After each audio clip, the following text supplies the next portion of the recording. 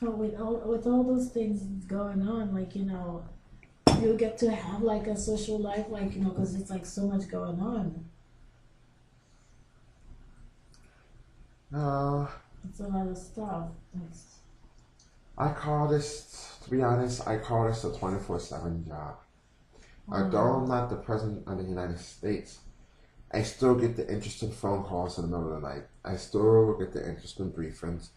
wow, I still have people that I have to worry about. I still have to send people and U.S. citizens and other citizens of other nations to other places in order to fulfill our obligations. I still have wow. people dying. I still have people suffering. I still have people getting burned. I still have people getting shot. I have people becoming disabled every single day. And it's like, it's a process that's never going to end. Yeah. Wow, that is something. And it's a process that you can only hope will end. And it's like, in a sense, I won't say I'm married to this job or to this position, Very, very committed.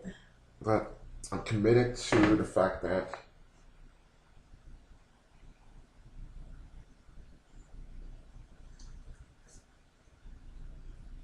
where's this one?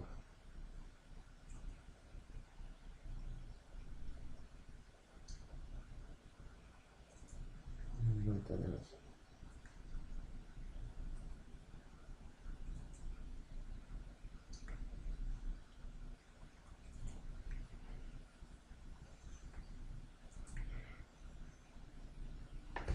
But I know for me, I wear a ring called the commissioner's ring.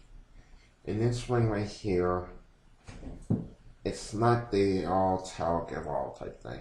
Mm. But I took an oath that I will actually do the job that it's supposed to do. Wow. And so I wear the ring every single day. And you look down and you're reminded of the oath that you take Wow. in order to fulfill the obligations underneath your job description. And for me, I state when I'm out doing the stuff that I need to do and embarking on the mission that needs to be accomplished. Mm-hmm. A, if I was in this person's shoes, what would I want? Yeah. B, Mm-hmm. is this the correct way to do it? C, should we do it? And then D, why it has to be done in a timely fashion. Mm-hmm. And then after the fact, you come back and you do it over again and you say, all right, now that we've done this, A, did it help? 2, did it make the situation worse? 3, did it somewhat alleviate the situation? And Yeah. 4, do we have to go back and repeat all the steps over again and make sure that something is done this time correctly? That you come up with that solution. Right. Mm. Simple point of view is we have the Haiti situation. Mm. We had multiple hundreds of Haitians coming out of the United States for treatment. We treated people over in Haiti. Oh, really? We That's helped with amazing. building hospitals and field treatment centers. We now had 6 tornadoes in the United States last year that needed Wow. assistance. We provided that. We now this year dealing with this week we have in this new budget season we are now dealing with What season? budget season. So we are now in the 2013 budget period. Oh, okay. And so now we're dealing with the Costa Rica earthquake. They requested 80 schools from us, as well as assistance in setting up public safety. Then I have a special request for building up a Nicaraguan fire department. So now they need assistance in placing a fire department in that country and placing not one but a couple. That takes a lot. Then I also have a request for over That's here. in Nicaragua? Yes. I now have before me on my desk a request from a fire company. And the same township that my volunteer fire company just kicked me out of because this newspaper article and this false arrest that should never happen. Instead of knowing the facts, they allowed it to happen. Now, mind you, there's this person there who insults the juniors, who hits them, who is an actual convicted felon for robbing, stealing, and drug offenses, Caucasian. He's still there. Of course. But here I am, helped them, gave them money, helped purchase a new truck, did everything with them, sent the guys to schools, paid for specialized trips, helped with the fundraising, helped organize different things, helped care for the people who get injured, and all the above. And I'm told because of your recent transgressions, like it was my fault, you can no longer be a member. Transgressions. Yes. Unbelievable. And their fire chief is ineffective. He says, you're like a brother to me. Well, that's the case. This shouldn't have been going on then. Exactly. But that's what, when I wake up in the morning, I get a schedule. My schedule dictates where and what I'm going to have to be done. From there, if I'm in New York, I park at one undisclosed location, get on the train, head into Manhattan, and then I get a briefing sometimes at another disclosed location before I actually go into UN headquarters. Then once I'm in the UN, I got A, B, C, D, E, and F, and G meetings. And that's before lunch. And then I have a lunch, and then I may have consultations with different member states. From those consultations, go back into my morning meetings. In the evening, I may have to go deal with a support group, or meet with my deputy commissioner, who's also a burn survivor, or meet with my deputy commissioner for foreign affairs, or attend the reception, and still do those 3 different things. And then come home at the end of the day, and then go back and do it again the next day. So how is it like, with the pain and stuff? How do you manage? With the pain manage, I take a medication called Cadian, which is like 60 milligrams. They upped it. It's 80 milligrams of the slow release morphine. That works. And then sometimes if the pain is like awful that day, I may take the Vicodin. Most times they don't have to do the Vicodin. I can just do the Maxalt. Well, not Maxalt. The Cadian, and then the Cadian works, and that's it. And then I also started using a TENS unit, and the TENS unit helps out a lot. What's that? It's a trans-electric. Oh, it's like the transdermal thing, like you put on your skin. And it shocks the skin. Well, it shocks the nerve endings. Yeah. Yes, I use that. It's like a patch, right? Not a pain patch, but yeah, and it comes in 4 patches or 4 pads, and it has 2 wires to it. Oh, really? And that's what I use. And I use that for my legs. When I know I have to do a lot of walking, I use that. Other days, I can precise and not have to worry about it. Wow. Oh my gosh, this thing is going really fast. Those little tips. That is amazing. That you're able to do all that, Yes. I try my best, and you can only do your best. Exactly, To see so you like 27? Is that it? Are you 20? How old are you? I just turned 30 on the 13th. No way. Yes. You look so much younger than 30.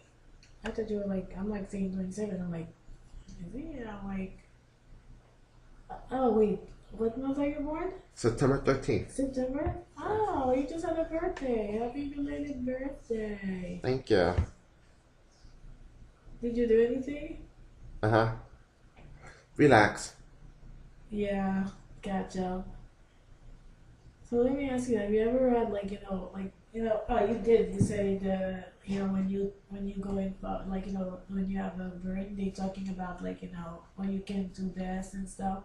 But have you ever had any feel uncomfortable when if you're wearing shorts and in summertime or something? Do you ever feel? Sometimes I do. In the sense that I feel people question it more, or people think because you're burned you're incompetent, Exactly. or if you're disabled, you should just be institutionalized and don't have a right or an opinion. I know. And that's one of the things that we try to alleviate from people having to deal with and alleviate from the mindset of society. But in a personal matter, sometimes I get like, oh, why did you do that to yourself? What happened to you? Oh, I was burning the top hot water. Why did you do that to yourself? Oh, my aunt did it to me. Were you bad? And I hope to God that their mindset is that no child should be burned for doing something bad.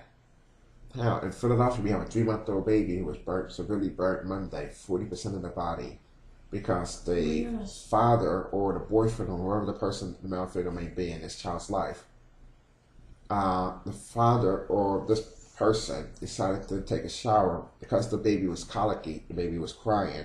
So what do? They hold the child under the sink, or they put the child in a sink full of hot water just to shut the baby up. Now, that's going to have the opposite effect, of course. Of course. Oh my God. So you're basically hurting someone, and you're making the situation worse for you.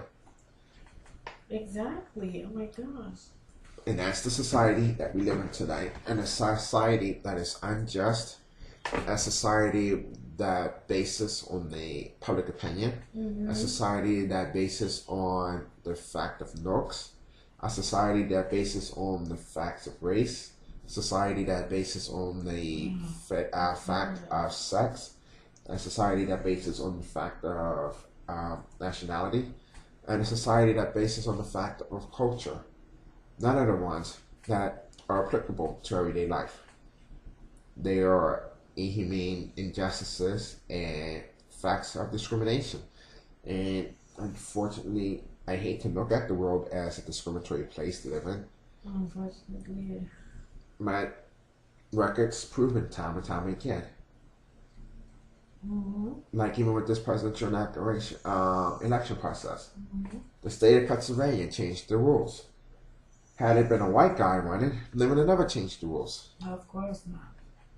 Some of the people made different, now this is like in my personal view. People make statements, oh, Obama doesn't have a chance, or Obama screwed this up. It was already screwed up before he came into office. Exactly, saying. I'm like, what are they talking about? They act like, all those problems, they just like, surfaced out of nowhere. And in the meantime, it's like all those things where we hear, like, the poor guy inherited, like, so much stuff. It's not even funny. And then they act like, oh my gosh, oh, you did this, you did that. I'm like, what about the previous government?